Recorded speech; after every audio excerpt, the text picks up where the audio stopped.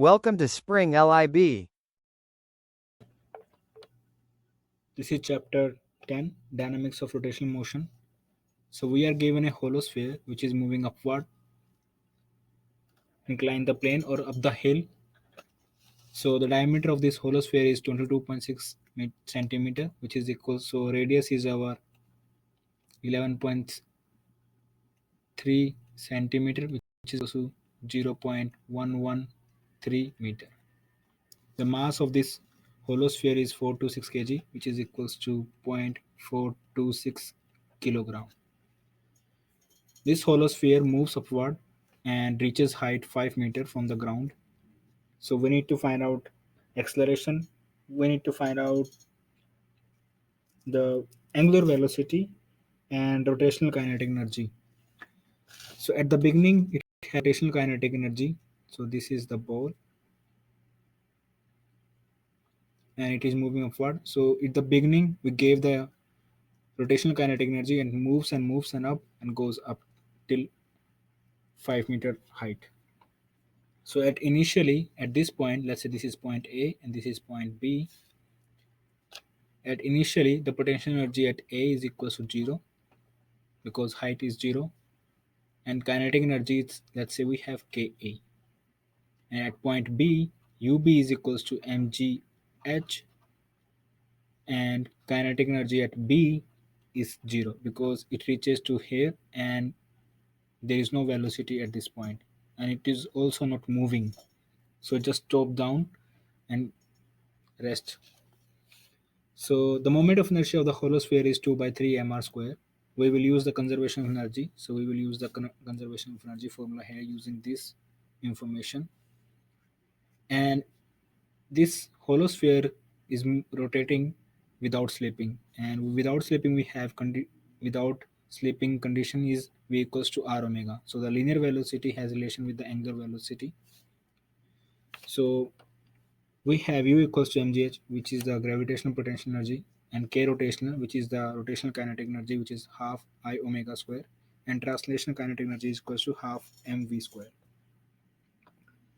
Now coming to the Ka, we have half mv square, which is the translational kinetic energy, plus half rotational kinetic energy, which should be equals to, so we have K plus UA should be equals to UB plus KB. So therefore K should be equals to UB. So we have half mv square. So these are small m. You can take small m here, so it doesn't matter. So these are small m.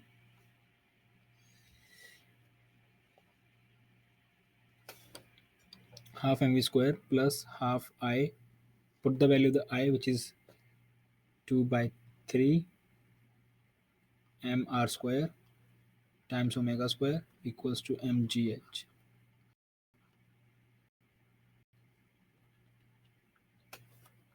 So 2 goes away. Now put in the value of v equals to r omega. So we have equation equals to half m v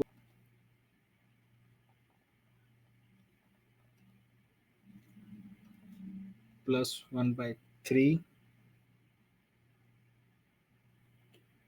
m omega square r square equals to mgh. So goes away. Now put in the value of v, which is equals to r omega.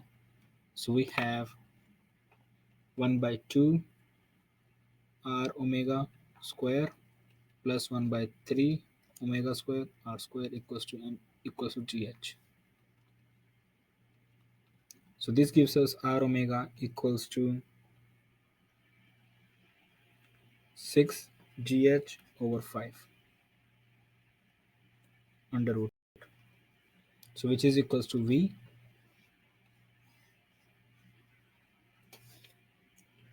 So we have v equal to under root of 6 into 9.8 times 5 meter over 5, so which gives us 7.67 meter per second. Now finding out the omega, so we have omega equals to V over R. So we have 7.67 over R, which is 0.113 meter. So we have 0.113, which is equals to 67.9 radian per second.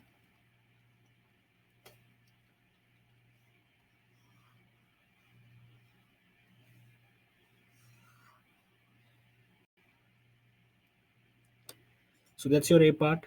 We're done with finding the angular velocity and the linear velocity.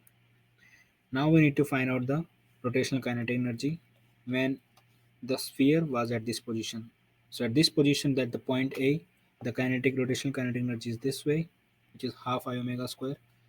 So we have rotational kinetic energy at point A, which is half I omega square, which is half I is our 2 by 3 mr square. So we have 2 by 3 mr square omega square. So we have 1 by 3 m r square omega square, which is half m v square.